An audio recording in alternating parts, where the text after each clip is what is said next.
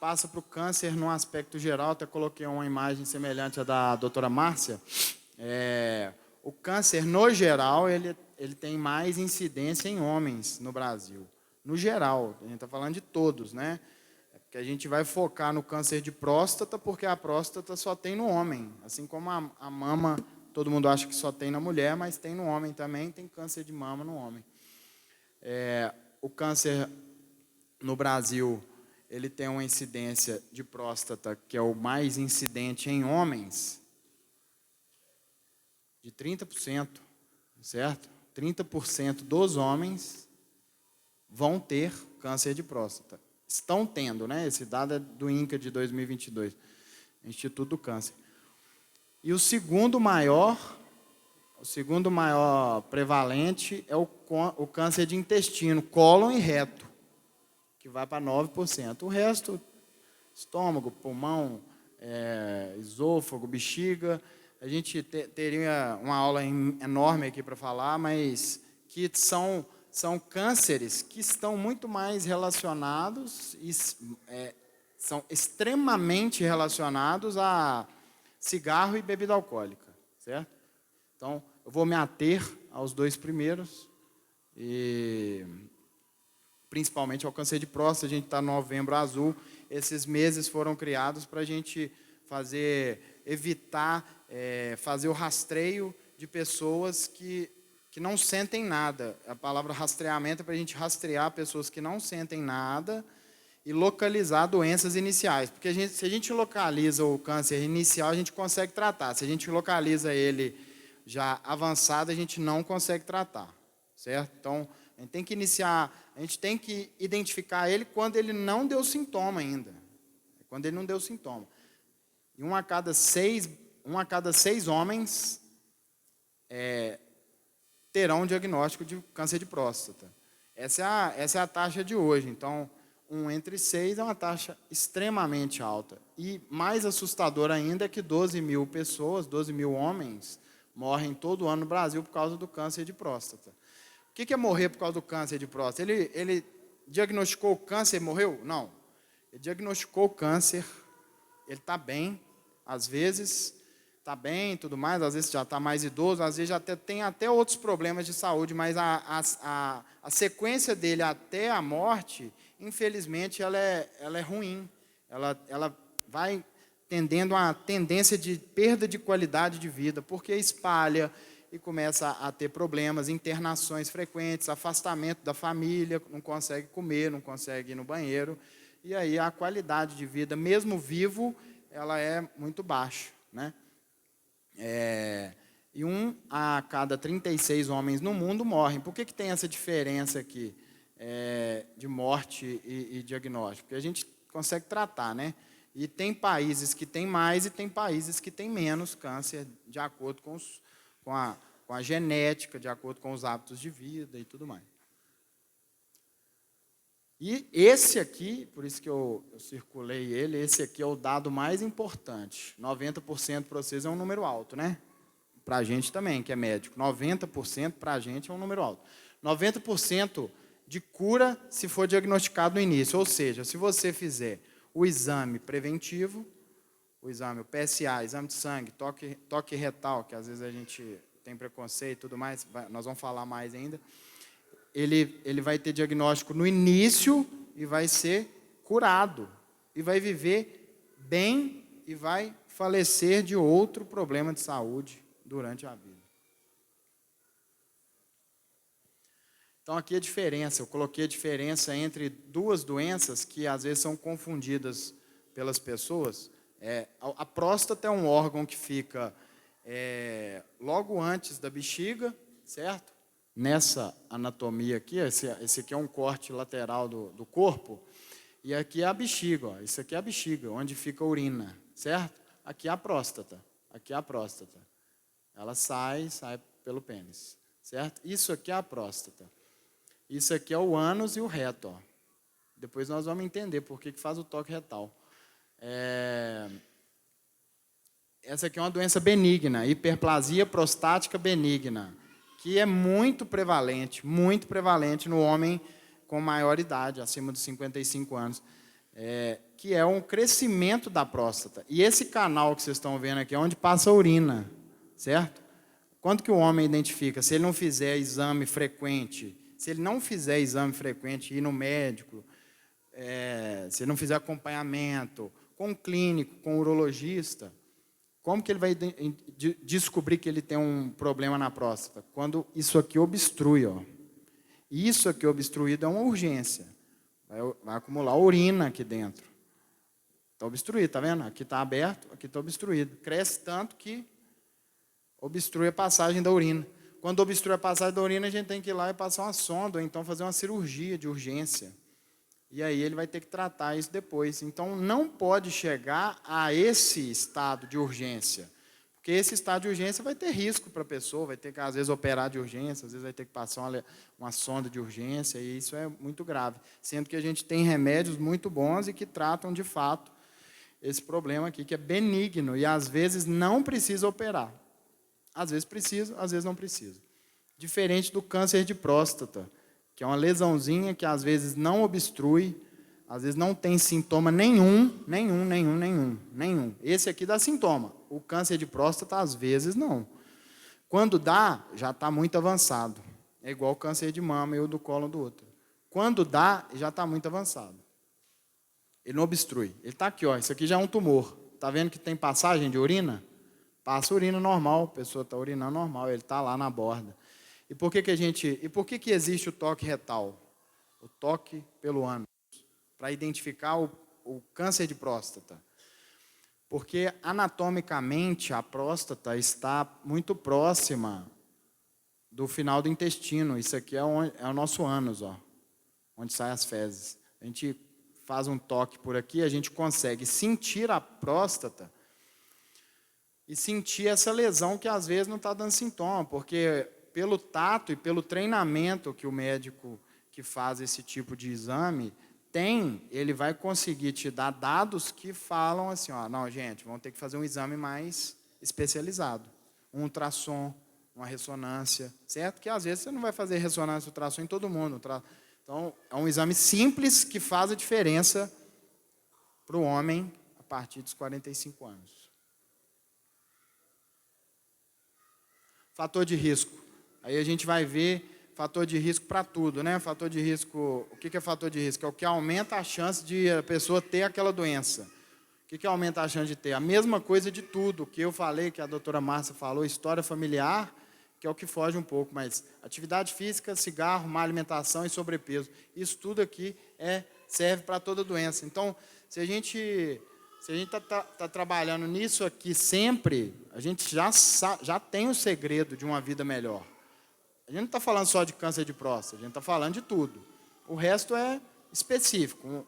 O homem mais velho, a partir dos 45, 50 anos, história familiar. Se seu pai teve, você tem que fazer exame mais cedo. Se o avô teve, tem que fazer exame mais cedo. Se o tio, dois tios tiveram, se tem uma história dentro da família de câncer, você tem que começar mais cedo os exames. Então, o que tem que ficar atento? Tanto para a hiperplasia prostática benigna, quanto para o câncer de próstata. Principalmente, dificuldade para urinar. Vai urinar e sai pouco, goteja. Não sai aquele jato forte. Vai sair gotejando. Ela vai fazer xixi, sempre teve o jato forte, de repente está gotejando. Vai urinar, está gotejando, e aí no final ainda fica com vontade de fazer xixi e ainda fica pingando na cueca, certo? Isso é um fator que tem que ficar atento. Isso é impossível, isso tem que ir ao médico. Urina no sangue, tem que ir ao médico. Sangue na urina é igual a urgência, tem que ir ao médico ontem. Se teve hoje, já tinha que ter ido ontem. Jato fraco, dificuldade para urinar, já falamos. Dor para urinar, se está doendo. É um fator que, às vezes, pode ser uma infecção de urina? Pode ser, mas no homem é muito raro. No homem, a infecção de urina é muito raro. Então, a gente tem que atentar para outras coisas piores. E maior frequência à noite, porque a bexiga...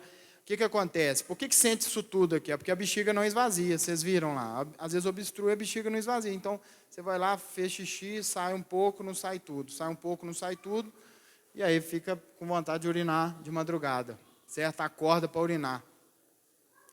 Dor óssea, dor nas costas, aí já são casos mais avançados. Aí, às vezes, a gente já tem um prognóstico, já tem um planejamento pior, um pouco pior para esse paciente, porque talvez seja uma doença mais avançada. Porque todo câncer, a gente não falou aqui, todo câncer, ele começa em um lugar do corpo. Todo câncer começa em um lugar só. E aí se você não tratar, se você não fizer quimioterapia, ou a cirurgia, ou radioterapia, ele vai espalhar para o corpo. Vai para alguns lugares, para o osso, vai para o pulmão, para o fígado. Então, assim como outros cânceres, esse também. Então, principalmente, antes dele espalhar, que a gente tem que tratar, porque depois que espalhou é mais difícil. Tem pouco remédio que trata depois que espalhou.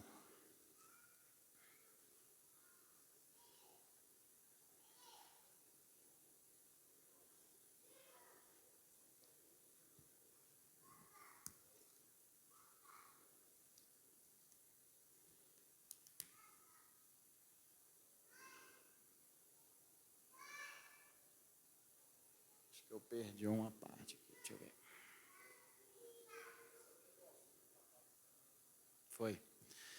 O slide do toque retal não está aqui. Mas eu já expliquei a importância do toque retal pelo fato de ser um lugar onde a gente consegue acessar a próstata de uma maneira muito fácil. A gente consegue tocar. Agora, sobre o câncer de intestino, cólon, câncer de cólon. Aqui, ó. Aqui a boca está aqui em cima, desce esôfago, estômago, a comida vem, passa do estômago, passa para o duodeno, que é o início do intestino, passa por todo esse intestino delgado, que a gente chama de intestino delgado, é a parte mais fina, vem aqui é o apêndice, onde a gente, às vezes, acaba tendo que tirar em cirurgia de urgência. Aqui é o cólon, que é o segundo tipo de câncer mais incidente no homem, certo? É o final do intestino. Aqui, ó. Começa com um pólipo. Começa com um pólipozinho. Certo? E esse pólipo a gente consegue tirar ele com a colonoscopia. Certo? E esse pólipo, na maior parte das vezes, ele não dá sintoma. O pólipo ele não dá sintoma. E é benigno, às vezes. Às vezes, no início, ele é benigno. Esse pólipo que eu mostrei, no início é benigno, é onde a gente pode atuar, é onde a gente pode fazer o exame, a colonoscopia e tirar ele, porque se a gente tira um pólipo hoje, daqui 10, 15 anos ele pode ser um câncer. Só que a gente mudou a história da doença quando a gente faz a colonoscopia. A colonoscopia é um exame que é um exame de endoscopia que é feito pelo ânus. Ele entra com um aparelho de endoscopia, vai ver toda essa parte do intestino, que eu passei aqui, ó, ele entra pelo ânus, certo? Vai fazer todo esse trajeto aqui e vai vir até aqui e voltar. E se ele encontrar, e se o médico encontrar um pólipo na colonoscopia, ela vai lá e tira. O que acontece se a gente não faz a colonoscopia? Você não encontra o pólipo, porque você não fez, né? E aí esse pólipo que você não viu, não sentiu nada, vira um câncer, depois de 10, 15 anos, certo? Então, a importância de fazer a colonoscopia a partir dos 45 anos, pelo Ministério da Saúde, mas hoje em dia a gente acaba indicando, às vezes, até mais cedo, né? No consultório nosso, às vezes a gente acaba indicando mais cedo, porque a gente está vendo pacientes, né, com 40 anos tendo que operar de câncer, né? A gente tem, exemplos rápidos aqui. O Pelé faleceu de câncer de cólon, certo? A Preta Gil, câncer de cólon. Não faleceu, mas câncer de cólon tratou.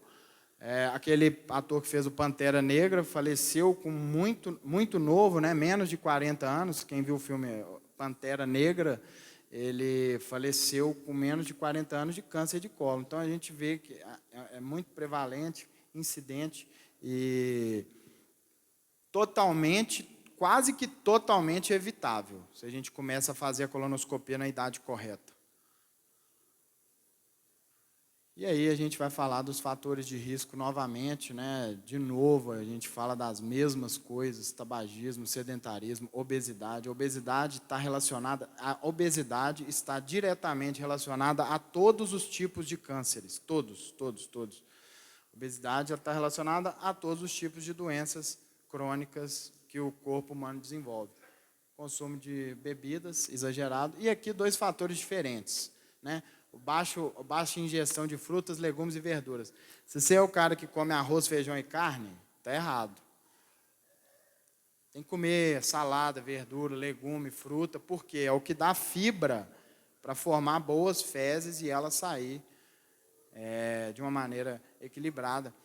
E a gente já tem estudos que algumas bactérias elas aumentam a chance de ter câncer de intestino, e essa alimentação baseada nesse tipo de alimento, ela diminui essa chance desse tipo de bactéria, ela melhora o hábito intestinal. E com o hábito intestinal melhor, você diminui a chance dessas doenças. E a carne vermelha e a carne processada. Carne vermelha, todo mundo sabe o que é, a picanha, filé e tudo mais. Não estou falando que não pode comer de jeito nenhum, só que não dá para comer todo dia. Não dá para ser a segunda a sexta, porque a segunda a sexta é a nossa rotina. A gente tem que mudar esse hábito, porque essa carne está relacionada a esse tipo de doença. E a carne processada é outro hábito inegociável. A carne processada é salsicha, presunto, processado e defumado. Salsicha, presunto, hambúrguer, mini chicken. Esse aí, infelizmente, mortadela, salsicha. É igual cigarro, para a gente não falar que é pior que cigarro. Aí, esses são hábitos que a gente consegue mudar. Mas tem coisa que a gente não consegue mudar. Tem coisa que a gente nasce com ela, vem da herança genética, passa pela família. E às vezes a gente não... Isso aí, quando vem da família, quando vem de herança genética, que alguém passou isso pela genética, a gente tem... Qual que é o nosso papel? Começar a ver se a gente vai ter aquela doença mais cedo. A gente vai ter que ver se ela vai aparecer mais cedo, que aí é onde a gente não tem, é o mesmo que a doutora Márcia falou, tem alguns fatores modificáveis, que é o peso, o tabaco e o álcool, alimentação, sedentarismo. Tem idade, que a gente não consegue modificar, né? Idade a gente não modifica. Você vai envelhecer, a sua chance de ter uma doença vai se tornar maior. A história familiar, se você tem um parente com câncer, um parente direto, né? Pai, mãe, irmão, né? Avós, que eles saltam gerações às vezes, tem câncer de intestino, a sua chance de ter é maior. Tem que começar a rastrear antes, né? 10 anos antes. Se a gente começa com 45, a gente às vezes tem que começar com 35, 40 anos a fazer a colonoscopia, certo?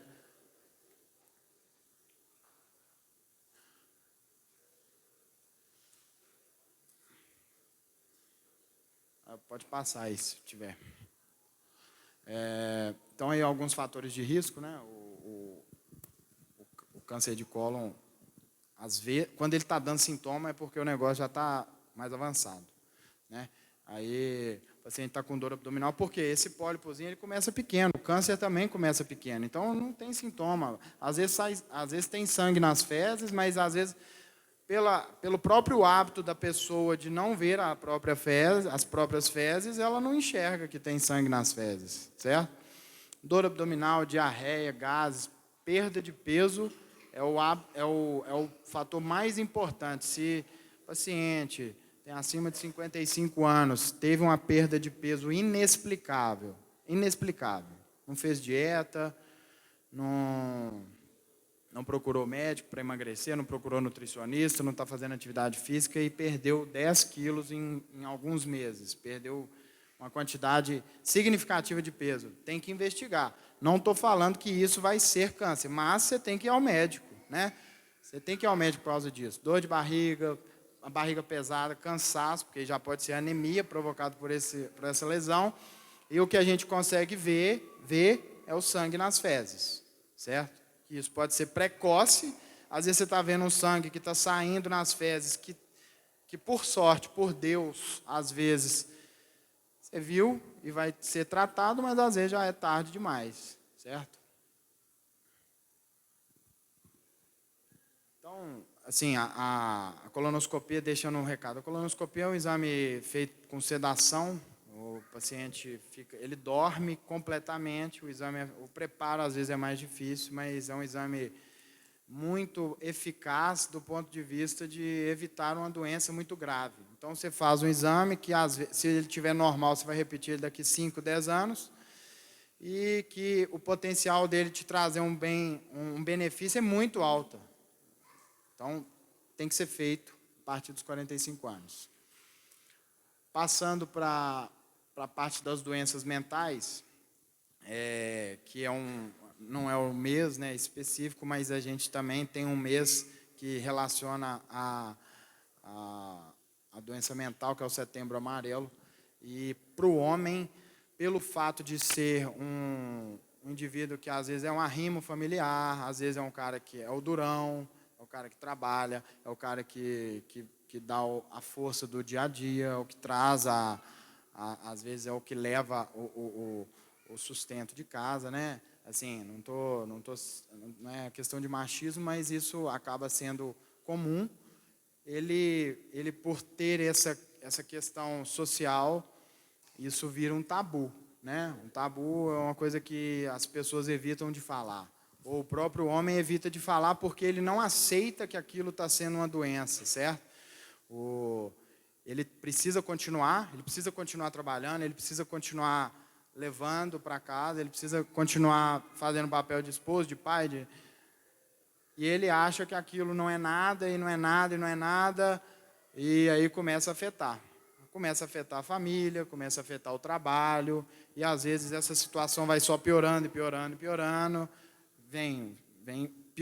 vem separação, vem suicídio, vem outras questões tão importantes que vão afetar a qualidade de vida desse indivíduo. A gente está falando disso para o homem, especificamente, não é questão de ser muito, muito prevalente no sexo masculino ou no feminino, não. É porque no homem é um tabu. É diferente a gente falar para a mulher vai no psicólogo, a mulher vai no ginecologista, a mulher vai no clínico, a mulher vai no dentista, a mulher vai em todo tipo de profissional da saúde que precisar, ela vai, e com total tranquilidade, ela marca e vai, se tiver que ir todo mês, ela vai todo mês. O homem não. O homem custa marcar muito menos um psicólogo, que, assim, a gente pode até fazer uma enquete aqui de homem que já foi no psicólogo, que eu garanto que não dá 20%, certo? Então, é um profissional de extrema importância para um momento que, às vezes, a gente passa que ninguém mais pode ajudar, e esse profissional está habilitado a fazer esse tratamento, certo? O psiquiatra e o psicólogo. Hoje em dia a gente tem uma vida muito estressante, né? Sem tempo, WhatsApp, a gente já conversou sobre isso, né, pastor? Lá, o WhatsApp, ele transformou a vida do ser humano em 24 horas. Então, a gente dorme, a gente já viu o dado da tela aqui, a gente dorme mexendo no celular, mesmo que seja para ver coisas boas. Enfim, isso também, às vezes, fica sendo um hábito ruim. E acorda mexendo no celular e responde o tempo todo, e isso vai gerando um estresse, isso gera uma exaustão, isso gera um cansaço. Isso gera uma autocobrança que, no final das contas, pode ser traduzida ou se tornar uma doença, né? Depressão, ansiedade, que a cada vez está mais frequente. Para o homem é mais difícil de tratar, porque ainda assim é um tabu, e a gente está aqui para falar de doenças que são tabus e que não adianta a gente vir aqui falar e a pessoa não, pelo menos, internalizar um pouquinho, porque às vezes precisa pedir ajuda, certo? O que acontece geralmente, complementando a minha fala, é que às vezes são sintomas que a gente confunde, né? E fala assim, não, isso é só porque eu fui incapaz dessa vez, ou isso é só porque eu estou triste, isso é só porque eu estou ansioso, eu estou preocupado com tal coisa, ou eu sou acelerado, eu penso em muita coisa, Ah, não, eu estou fraco, não, eu não estou conseguindo. Mas, na verdade, isso por trás tem tratamento. E, às vezes, é uma bola de neve, né? Você começa e não consegue parar. Começa um problema e não tem como parar aquilo. A gente, às vezes, não consegue, mas tem profissionais capacitados que vão te trazer de volta e vão... E, assim, não, precisa dessa ajuda. Às vezes, a mulher, a esposa, não consegue fazer esse papel. Por quê? Porque é um problema de saúde, é uma doença, certo? Às vezes é só esse sentimento mesmo, às vezes é só uma tristeza, às vezes é só uma decepção, um luto, né? Porque luto não é só quando a pessoa morre. A luta é, você bateu o carro, tem um luto. Se você teve uma briga, tem um luto. Se você teve qualquer decepção que a gente passa no dia a dia, a gente tem um luto. Isso é normal, você ficar triste um dia, dois, e aquilo passa. Mas se está uma coisa frequente, se tem um choro noturno, se na hora que você vai dormir está triste, está pensando em coisa ruim, está chorando, tem que buscar tratamento, certo? Para o homem, isso acontece com o homem também. E às vezes fica muito internalizado, o cara tem que ir, tem que buscar a rede de apoio que ele tem, às vezes é dentro de casa, às vezes é fora, de qualquer maneira é importante.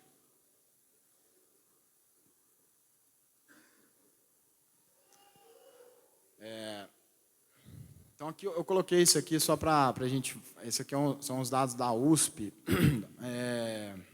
Alguns fatores que a gente tem que ficar atento, que às vezes são... faz parte da doença mental, mas a gente não entende. Você começa a ter cansaço. O paciente chega no consultório, está cansado. Ah, estou cansado, doutor. Tem que tomar vitamina, tem que fazer exame de vitamina, ver se está com anemia e tal. Mas, na verdade, ele tá o dia inteiro no WhatsApp, problema em casa, problema com a família, problema com o filho, problema com não sei quem, no trabalho.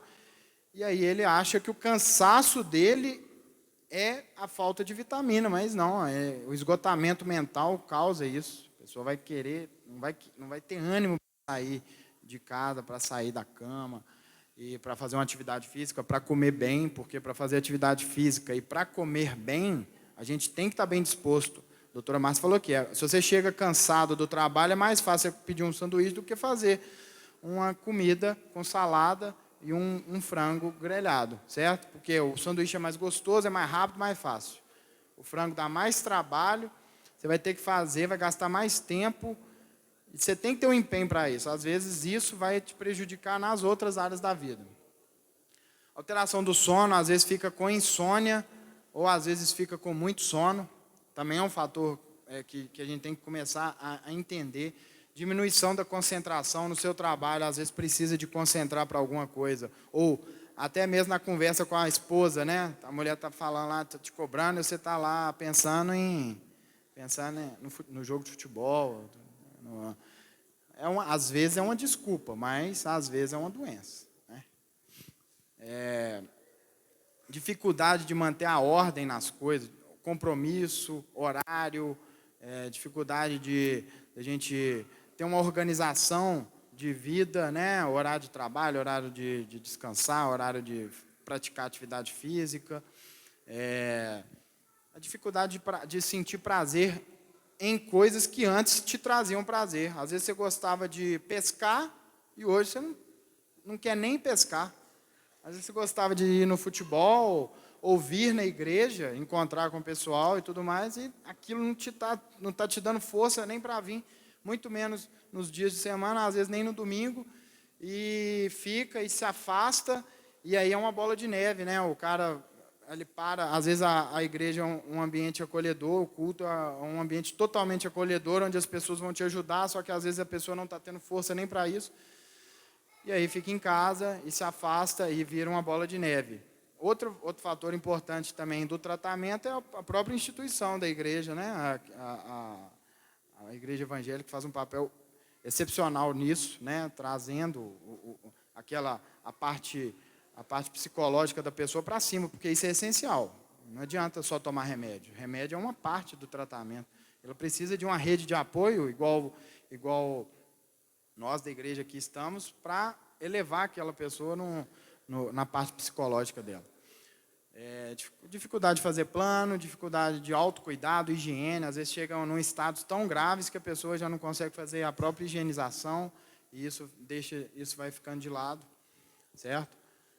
Dor no corpo. Ah, doutor, estou cansado, estou com dor, estou desanimado, é falta de vitamina. Na maior parte das vezes, não. Na maior parte das vezes, hoje em dia, é ansiedade. Ansiedade, que pode ser uma doença ou pode ser só um momento de vida. Agora vamos para a terceira parte, terceira e última, cuidados e prevenção. Disso tudo que eu falei, a gente vai pincelar o que precisa ser feito no geral, não específico de cada coisa, porque acaba que os cuidados eles são gerais e um cuidado geral ele previne de quase todas as doenças. Então, os maiores desafios aqui da gente estar em palestra, às vezes, ou orientando no consultório, ou orientando dentro do hospital. Os maiores desafios da rotina para o homem é a busca de médico, fazer exame. Às vezes o marido até vai, mas você pede o exame e ele não faz, entendeu? Aí ele nem volta no retorno. Olha lá, um rio ali, ó. Deve ter algum problema. Com certeza já não levou o exame. Aí, vacinação, certo? A vacina no Covid, depois do Covid, ficou muito politizada, certo? Então, isso é totalmente errado. A gente tá tratando uma questão de saúde como política. Se vai ou não vacinar, de acordo com quem que você vota e quem que você apoia. E, na verdade, não é assim. Tem estudo, tem indicação. O que tiver de indicação que o seu médico te orientar, se tiver de acordo com o que a gente preconiza, tem que ser feito. Saúde mental, um grande desafio, a gente deixou aqui. O homem ele vai ficar com aquilo menos exposto e tentar levar cada vez mais a família, e isso acaba sendo um problema, porque quando é identificado, às vezes já é tarde demais, às vezes está muito grave. E o que muda mesmo, o que muda, assim, sem a gente falar de buscar profissional, sem a gente falar de nada, o que muda é estilo de vida saudável. Estilo de vida saudável é uma alimentação balanceada, atividade física regular. E é só isso, certo? Aqui para vocês é só isso, porque assim, eu acredito que a questão de tabagismo aqui, muito baixa, a gente estava conversando com um pastor ali, é um hábito que é inegociável, não pode, e quem fuma, ainda bem que hoje em dia está se tornando um preconceito mesmo, e tem que ser um preconceito com quem fuma. A gente está excluindo, né? Está marginalizando esse cara que fuma. Hoje tem lugar para você fumar. Então, se o cara está numa festa, ele vai ter que sair para fumar, ele vai deixar de conviver com o pessoal que está na festa, né? Tem um fumódromo. Ele vai ficar lá fumando. Então, isso já é uma maneira legal da gente excluir essa pessoa, e ela vai pensar mais, aí vai entrar mais na cabeça. A gente não está falando que é só parar, não é simples parar, é difícil. Às vezes tem que ter tratamento, às vezes tem que colocar adesivo, é difícil. Existe uma substância que chama nicotina, que ela fica impregnada no nosso corpo e gera vício, certo? Às vezes alguém já fumou e parou, né? Dá os exemplos. Dá o exemplo para quem ainda não parou. Agora, os principais para tudo que a gente fala aqui, atividade física e alimentação. Se a gente está falando de tempo, a gente tem pouco tempo, mas a gente precisa encaixar dentro da rotina alguma maneira disso dar certo. Precisa de encaixar. Alimentação boa, ou você faz ela, né? A gente cozinha, ou você paga alguém para fazer. Atividade física, não. Você que tem que fazer, entendeu? Então, é um tênis, uma roupa leve e fazer só. Tem que ter o tempo, tem que estar dentro da agenda para fazer isso. E não tem idade não, tá? Não tem idade. A partir do mínimo até o máximo. Até você estar andando, tem que fazer. O mínimo tem que fazer. Então, assim, um slide resumindo o cuidado principal, assim, ó, um slide de escrita, né? Assim, vocês podem ler, pode tirar foto, tudo mais, mas depois, se quiser, os slides também. Para a gente direcionar bem o que o homem deveria fazer. Uma consulta médica, ó, a gente está falando de 45 anos, mas se tiver problema antes, tem que ir no médico. Não adianta, tem que ir no médico. Se tiver um problema antes dessa idade, tem que ir no médico, né? Não pode ir levando e a esposa tem que mandar aí 10 vezes, aí na 11ª você vai, aí você vai no médico na 11ª e não faz o exame que o médico pediu. Aí não adiantou nada você ter ido no médico.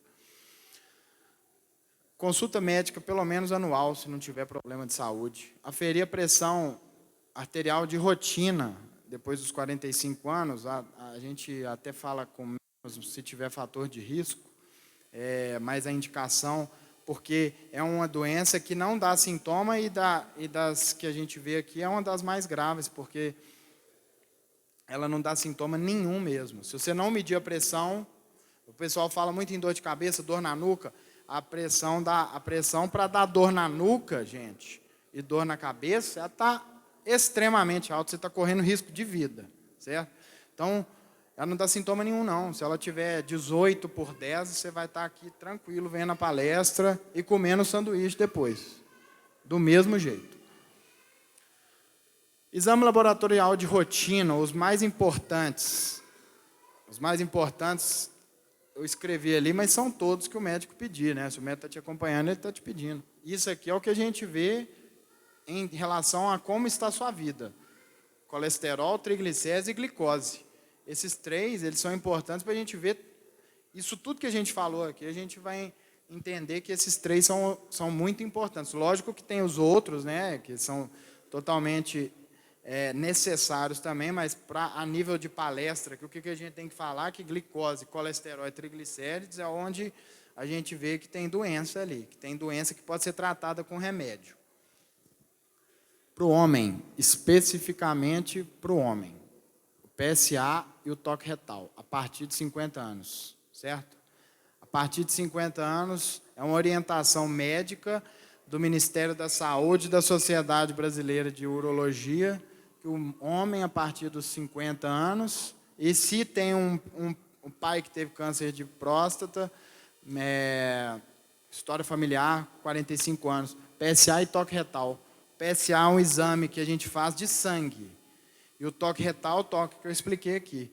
Os 2 em associados são muito importantes. Quando tem alguma suspeita de algum diagnóstico, aí o médico pede exames mais específicos, às vezes uma biópsia, um ultrassom. Mas esse aqui a gente faz no consultório, o paciente faz no consultório, você pede ele e volta, coisa simples. Então, é necessário, porque não dá sintoma também. Certo? Colonoscopia, a partir dos 45 anos. Se tiver história familiar, 40 anos. Hoje a gente tem uma incidência cada vez maior de câncer de cólon, câncer de intestino, por causa dos hábitos alimentares. A gente tem hábitos alimentares e hábitos de vida ruins desde a infância atualmente. É lógico que tem uma tendência a mudar, porque a população está enxergando isso, que está tendo mortes muito precoces de câncer, diagnósticos precoces também. E aí a gente começa a fazer, cada ano que passa, a gente começa a fazer o exame mais cedo, né? A gente não sabe até quando isso. A medicina evolui, os remédios evoluem, mas é remédio para tratar. Para prevenir é só a gente, né? Para prevenir é só a própria pessoa, o próprio interesse da pessoa em fazer. Endoscopia digestiva alta, que é a endoscopia que a gente vê, que aí a gente vai entrar para os outros tipos de câncer e tratamento de outras doenças, né? Câncer de estômago e de esôfago, que também são muito importantes. E a vacinação adequada de acordo com o que o médico indicar. Dentro disso aqui, a gente engloba vários fatores de prevenção. Dentro desse slide, a gente engloba vários fatores de prevenção que vão proporcionar uma qualidade de vida maior para o homem e uma tranquilidade também, entendeu? Porque o homem ele realmente tem que investir em saúde pelo próprio cuidado, e não pelo cuidado da família, para manter ele com qualidade de vida e vivo. Então, para a saúde mental, a gente tem que ter alguns hábitos, além desses de prevenção de exame e tudo mais, tem que ter alguns hábitos que são importantes para deixar o cérebro, vamos supor, mais calmo, né? Numa fala mais leiga. Aqui a gente não dá para ler, mas esse círculo está falando de... Isso aqui na igreja eu acho que é muito bem praticado, né? E fortalecido, né? Praticar o bem, gratidão, ouvir música, né? Está escrito aqui, ouvir música, que é um fator de prevenção para doenças mentais. E na igreja a gente vê os louvores, né? E não é qualquer música, né? Você não pode colocar um funk para você ouvir. Tem jeito.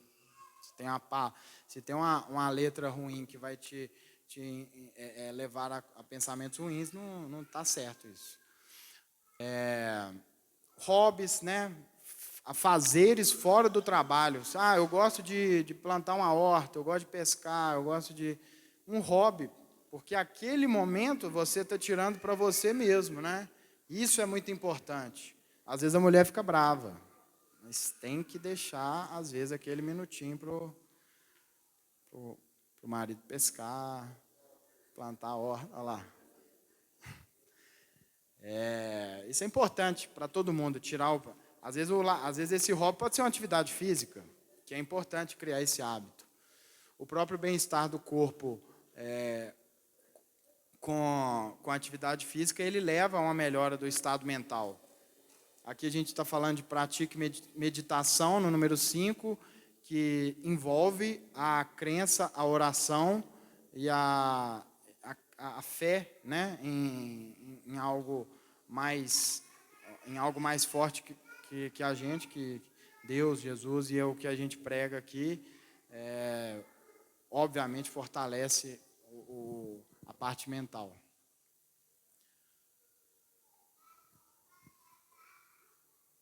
E, como eu já falei, a alimentação é a chave de tudo, né? Assim, alimentação e atividade física é a chave de tudo.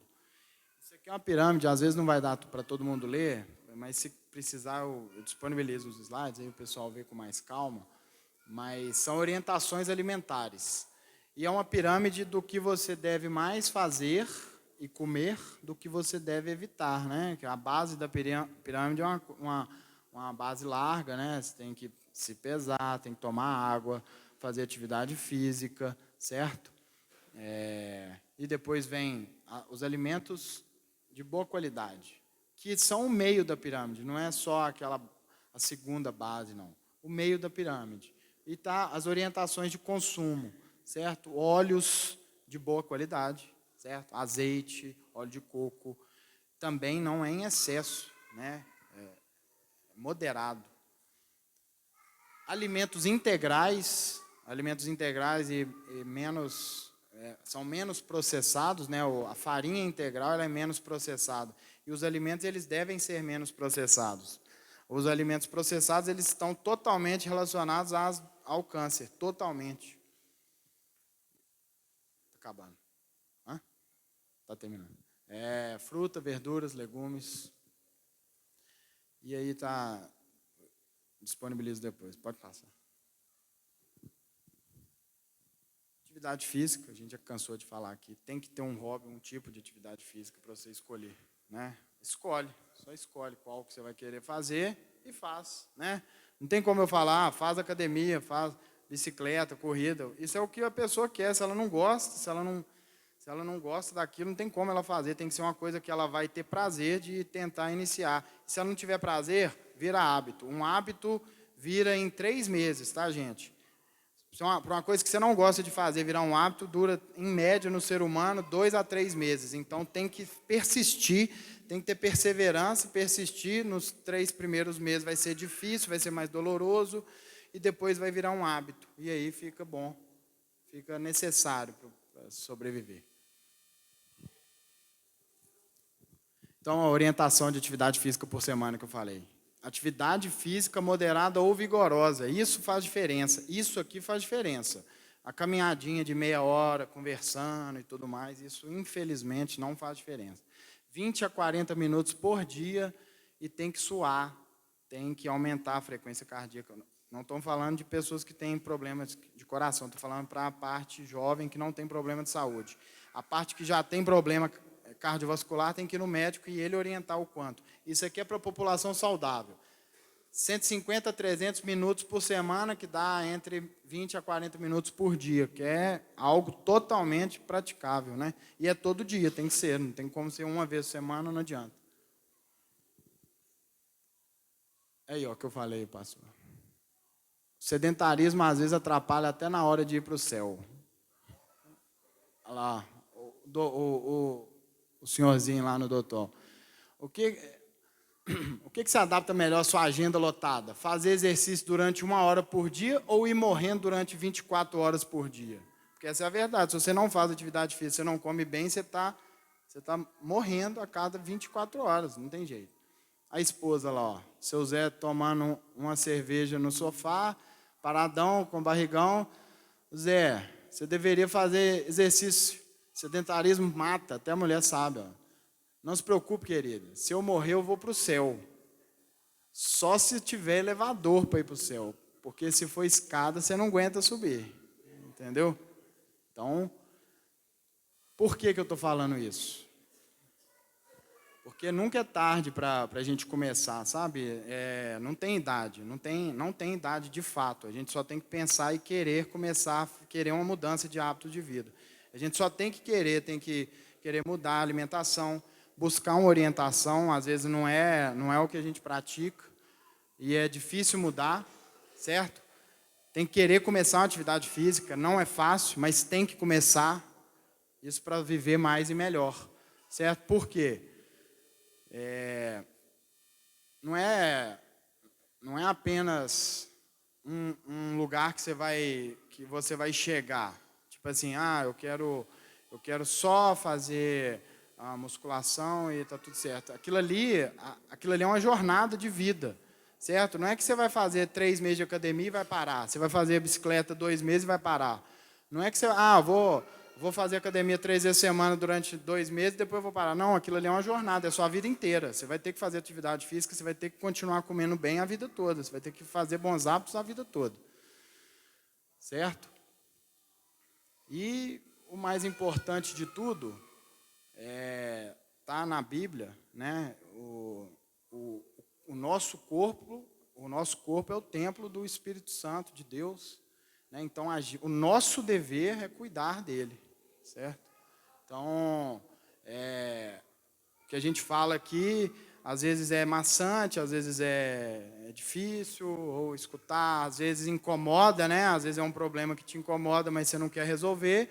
Mas lembre-se que quem tem fé, né? As pessoas que aqui frequentam provavelmente têm muita fé, né? O nosso corpo é o templo de Deus e a gente tem que cuidar dele da melhor forma possível para a gente dar valor ao que Deus deu para a gente de melhor e estender isso com a qualidade de vida da melhor maneira possível. Certo? Queria agradecer ao pastor José Silva, à doutora Márcia, ao doutor Caio, que não está aqui, que abriram as portas para mim aqui. Eu sou imensamente grato. Hoje eu moro aqui e estou totalmente à disposição. Eu deixei aqui esse QR Code aí, pessoal, se bater ele aí, você consegue me chamar, pode, se precisar da aula, ou precisar de orientação e as perguntas. Boa noite a todos. Obrigado.